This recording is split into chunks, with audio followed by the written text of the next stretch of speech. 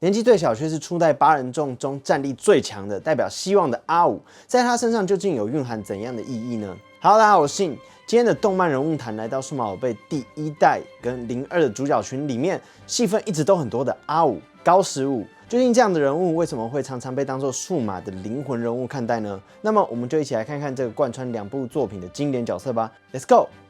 在影片开始之前，请不要忘记订阅我的频道，以追踪最新的动漫人物谈。阿五高15，虽然当时翻译叫做阿五，但是在02的第1话5年级的阿五转学到大辅班上的时候，明确的在黑板上有写出他的 Takeru 3个字的正式汉字是月，所以事实上他应该叫做高10月。不过那个时候都已经演了1年多，当时临时改翻译也根本就来不及，所以大部分人都还是会叫他阿五。在第1部数码宝贝大冒险登场时是8岁，小学2年级生，也是我之前提过的石田大和阿和的弟弟。我曾在阿和的影片中详细提到他们兄弟的父母离婚这段故事，给他们兄弟带来非常不好的影响。阿和因为不想失去弟弟而变得过度保护阿五，依赖阿五，而阿五则因为目睹太多次大人之间的争吵，变成很会看人家脸色，过度在乎别人感受，不懂得表达自己的人。之所以说他是数码宝贝的灵魂人物的原因，其实有一半是跟阿和是一样的。因为数码宝贝大冒险这个动画系列正值准备期的时候，制作组试着想要让数码宝贝大冒险跟宝可梦动画版有明确的差别化，所以加入了比较辛辣的家庭议题，在主角群里面安插了反映现代高离婚率的讨论，还有后续影响的影射。往后的数码宝贝系列作品常常提到的比较细节的家庭观念，也是根据阿和跟阿五的成功而来，也因此他们兄弟俩成为了数码宝贝编剧群在探讨议题上，还有编写往后剧本的指标级灵魂人物。好啦，其实宝可梦也有提到家庭描写啦，比如说大木跟小智妈。家庭不美满的小孩通常会非常的没有自信，在第1部的故事开始时，阿五也有这样子的倾向，他总是看别人的脸色去做事，也一直想要扮演好不需要大人去操心的小朋友的这种角色。所以虽然年纪比其他人小，体力更不好，也很不成熟，但是阿五很努力的勉强自己跟上其他6个人的冒险步调，这种勉强反而让其他人更想要照顾他，甚至偶尔会扯到队伍的后腿。这样子的阿五，他的搭档跟他一样，是精神年龄相对年幼的巴达兽。在法伊路岛面对恶魔兽的最终决战时，一直以来都负责扯后腿的阿五跟巴达兽一反常态，变成了打倒恶魔兽的关键王牌。巴达兽在其他6只成熟期被完美压制的窘境里，为了保护阿五，进化成了天使兽，屌虐恶魔兽，教他做人。同时，也因为天使兽在这战过度使用力量，变回了数码蛋。这件事情在未来变成了阿五心中的伤痛。就算到了3年后的02的故事线里面，阿五也都没有忘记这件事情。总之，这样子看似最弱小的搭档组合，却反而变成大家的王牌，是阿五前期给人最大的印象，也是阿五的魅力之一。在第1部的冒险里，阿五经历了很多的大事件，因为年纪最小，所以必须付出更多的努力，才能追上其他被选召的孩子的那个也是阿五。第1个经历跟搭档数码宝贝的生离死别的人，也是年纪最小的阿五。在太一被喷回现实世界的时候，最需要大家的陪伴跟带领的阿五，也遭遇了队伍的第1次散团，包含家里的父母失和，这些遭遇对团队里面年纪最小的阿五来说都是太过沉重的负担。可是也是因为跨越了这些苦难，阿五在后期加入队伍之后，竟然开始展现了前期没有的行动力跟勇气，甚至还能借由自己的机智，从木偶兽中拯救其他人。这样子一目了然的成长，让身为哥哥的阿和有了很严重的自我认同困难。一直以来，阿和都是靠保护阿五来定义自己的存在，但是这一次的冒险一路下来，阿五已经慢慢成长，可以独立了。阿五的变化导致了阿和的心态崩塌，这边对观众来说是很需要多体会几次的剧本。我们作为观众，当然会很想看到阿五这样子卓越的成长，也会因为他能够独立而感到开心。可是阿和心态炸裂搞内讧，这也是完全能够理解缘由的。后来在对战小丑皇的剧情里面，所有年长的孩子，我刚刚是不是自己反驳自己？年长的孩子，总之，除了阿五跟嘉儿以外的孩子都被小丑皇变成娃娃。以往阿五都是担任最后一个打倒头目的王牌这样单纯的角色，可是这次的团队真的被逼到绝境，而且跟以前的情况有些不同。阿五必须同时拯救其他6个孩子，同时还得保护嘉儿，安抚他。这段剧情真的很棒，因为现在的嘉儿就跟以前的阿五一样，刚踏入数码宝贝世界，需要别人来照顾。由当初最欠缺保护的阿五去做到保护嘉儿这件事情，完全就是最能够体现出阿五的 before after 的描写。总总之，在故事的最后段，绝不放弃的阿五让天使兽超进化成神圣天使兽，不仅成为打倒小丑皇的 MVP， 也是整个团队复活的关键角色。到这里，阿五的成长曲线已经变成一个完整的胆小鬼获得勇气的故事。第一部的故事也在后来8个孩子一起打倒启示录兽后画下了句点。带着这次冒险经历的阿五跟搭档巴达兽再次分别，回到现实世界，面对自己接下来的人生。当初数码宝贝的动画版原定只做1年，没想到人气大爆，所以紧急做了第2部，也就是数码宝贝02。在这部里面，阿五跟嘉儿的搭档数码宝贝巴达兽还有迪路兽有装甲进化的可能性，所以他们再次被数码宝贝世界选召来对抗可以封印普通进化的暴龙改造者。在这部里面呢，阿五转学到玉台场小学5年级，他变成了嘉儿的同学。因为阿和跟阿五的外公是法国人，所以也揭露了原来他们兄弟俩是胜利混血儿的事实。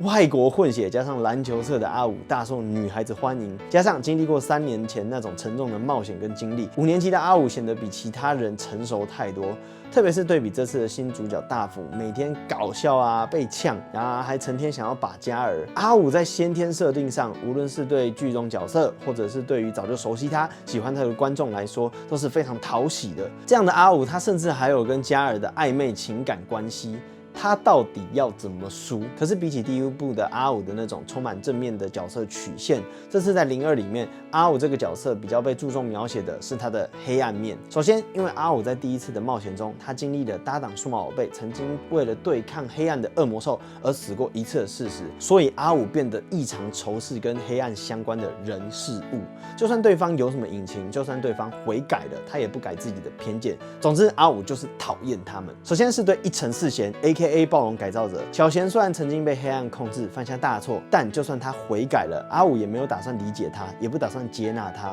同队的大辅曾经试着帮小贤说话，但阿五仍然因为对黑暗的偏见不是很能接受。这边虽然阿五有一点点固执，但有鉴于小贤之前真的很靠背，而且没有上帝视角的剧中角色根本不可能像大辅一样那么快接受他，所以这里我还能够理解。但阿五对于黑暗战斗暴龙兽这些摆明是黑暗力量产物的受害者，阿五对他的态度就是气，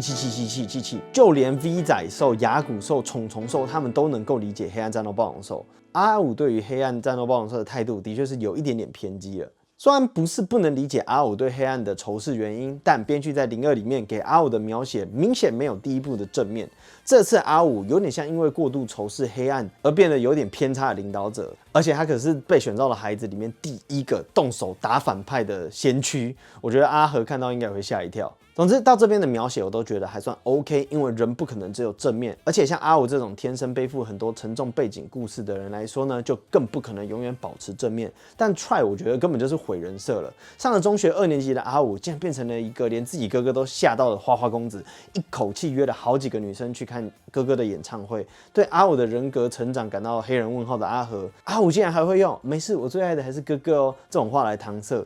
袁咏说导作品的时候，他不会去看原作品，但他倒是很活用了阿五在02很受女生欢迎，还有吴映时很会看人脸色讲话的设定。可是拜托把这些设定用在正确的地方好吗？不要这样搞阿五啊！看到阿五变这样，跟看孙悟天从可爱的小天使变成每天都想约会的痞子，那有差不多的感受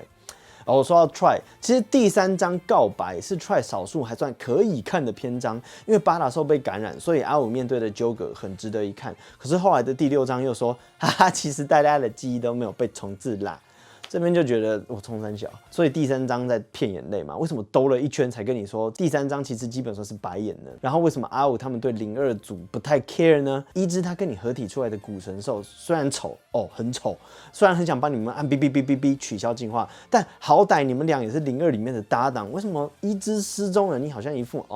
就不见了的那种态度？看到疑似暴龙改造者装扮的人，他毫不犹豫的马上就说干一城市又是你，不是小贤跟阿五在第2部后半段就已经和解了。这些 Try 里面阿五的迷之言行，很明显都是有问题的描写啊。袁咏到底有没有做功课啊？抱歉，我离题了，讲到 Try 就要小激动了一下其实就个人私心而言呢，阿五最好的表现就是在第1部小丑皇一战，让观众感受到他的责任感跟成长的那个部分。对比前期的阿五更是会有感慨。而对于阿五保护家人的部分，总让我觉得给你钱，你们快结婚。可是02制作组想要做的就是颠覆美好的童话，让观众体验一些成长的苦涩，想要讲些很 dark 的东西，所以最后还是拆散了这对 CP。毕竟国小的时候的恋情能撑到结婚的还算是少数，可是真他妈的迷之操作，我们看二次元作品，无非就是想要图个快乐跟得到心灵的慰藉，为什么要把光武 CP 拆开，以此让我们感受到现实的无奈？我不懂啊。那么阿五的人设大概就介绍到这边，接下来我们稍微介绍一下阿五在剧中曾经持有过的数码宝贝。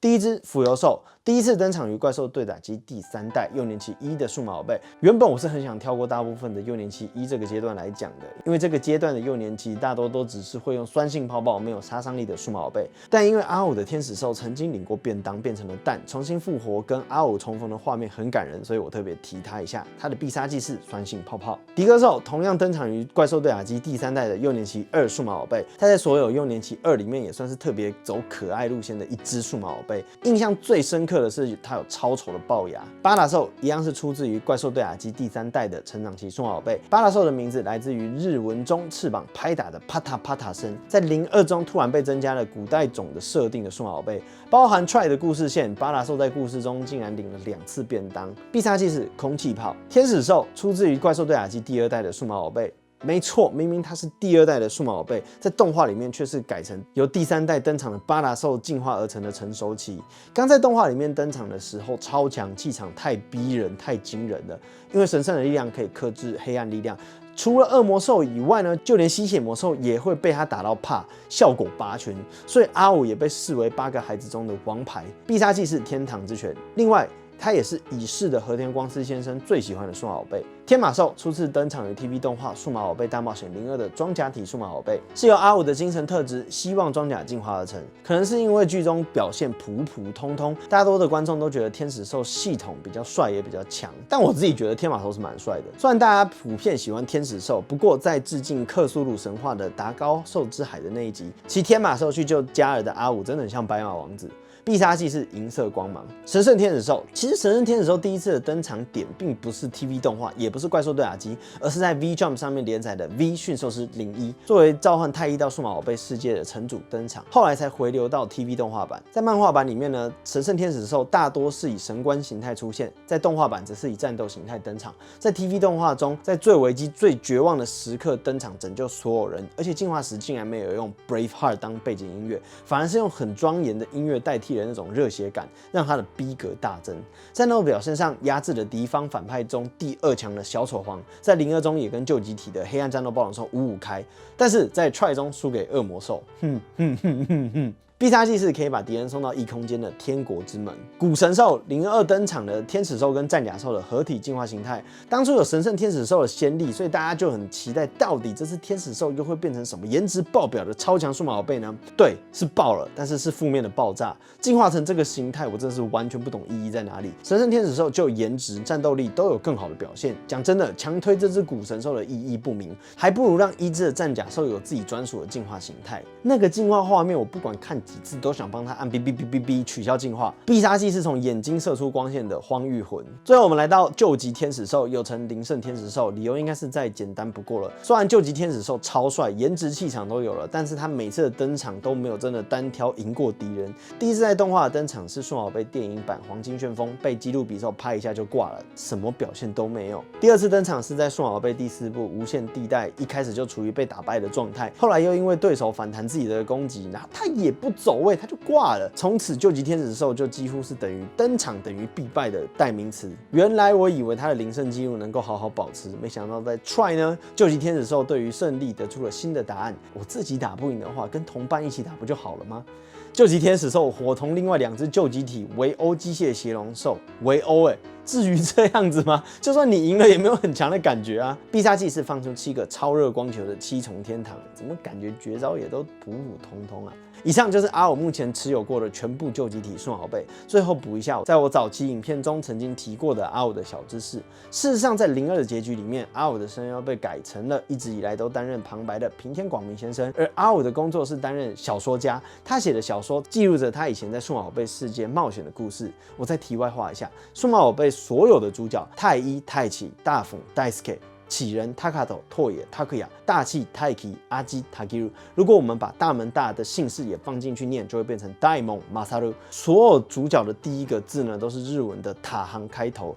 而阿武的日文发音则是 Takeru。阿武是符合这个主角命名法则的少数角色，加上一直以来旁白都是由阿武担任，也就是说贯穿无印跟02的真正主角就是阿武，两个故事都是阿武自己的回忆录，而这个设计是有被官方证实的。在蓝光纪念盒的封面上，阿武都被分配到图片的最边边，但是如果你把无印跟02的蓝光盒都买下来摆在一起，就会变成这个样子。而且无印原定的结局就是要演出成长后的孩子们的故事，但是因为数码宝贝大冒险的人气实在是太高了，制作组临时推出续作，于是就把这段结局改编到了02来用。再来，其实在数码宝贝第6部 Cross Watch 的全主角回归的那集里面，有用停格化的方式演出阿武还有嘉儿正在跟秋山辽一起并肩作战的剧情，很可惜没有让他们动起来，只是用定格化带过。最后我们大家该怎么评论阿武呢？撇除完全就是来乱的 Try， 阿武在2部故事的登场寓意有很多。第一部是作为讽刺现实的社会问题的指标去描写，同时也是成长最多的影子主角。而在第2部中，则是演出了一个代表希望的光明角色，也会有一定的程度的偏执，展现了阿武的多面性跟复杂性。好啦，以上就是阿武的介绍跟分析，这支影片就到这边。你对阿武有什么想法呢？还是有什么印象深刻的表现呢？我超喜欢他在02中直接暴揍暴龙改造者的画面，因为已经偏执到没有风度了，但是那一幕还真的是蛮爽的。欢迎大家在留言区讨论，分享自己印象深刻的阿武的表现吧。喜欢我的影片，麻烦一个喜欢，也麻烦订阅我的频道，不要忘记打开小铃铛，因为订阅了不见得会跳出通知你有新影片。想看我分享生活的朋友，欢迎在留言区追踪我的 IG。